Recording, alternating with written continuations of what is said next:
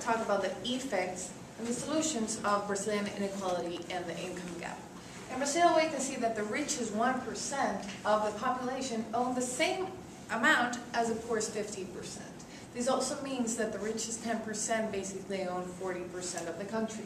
Here we can see the income distribution by 2009. The poorest 50% own 15.5, almost the same as the richest 1%. The effects on inequality. 90% of the world, comparing Brazil with the rest of the world, show less concentrated income distribution than Brazil. The middle class, here we can see the distribution in Ecuador. In Brazil, the classes are compared by letters, and here we can see that the middle class has an average of, as Iron said, 7.18 years of education and only 10.5 has been or is in college. Here we can see how education is a problem for the income gap.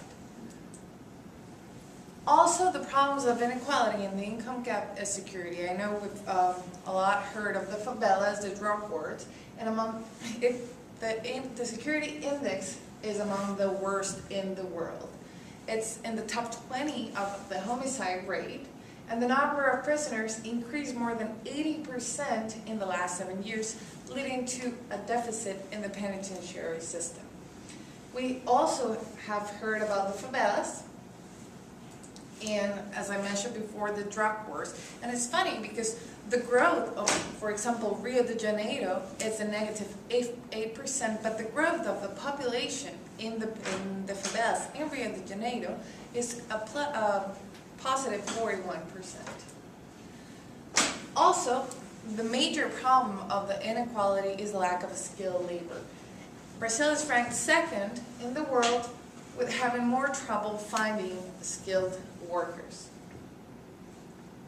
The lack of skilled labor pushes to wage cost and hamper profits. I want to quote Marcos Coelho, president of Esteo, which is an engineering firm, which mentioned that they had to reduce the size of their company, and if they had more talented people, they would be able to grow a little bit more.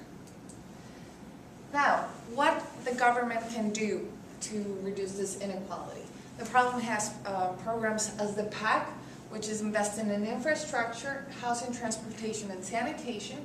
Minha Casa, Minha Vida, which is about, here we can see, it's providing 1 million units.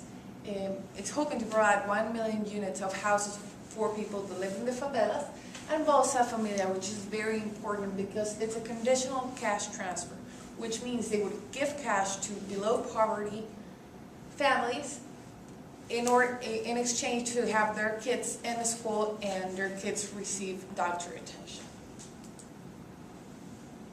Also, in a few years, Brazil will have two major sporting events. 2014, they will have the World Cup, and 2016, they will have the Olympics.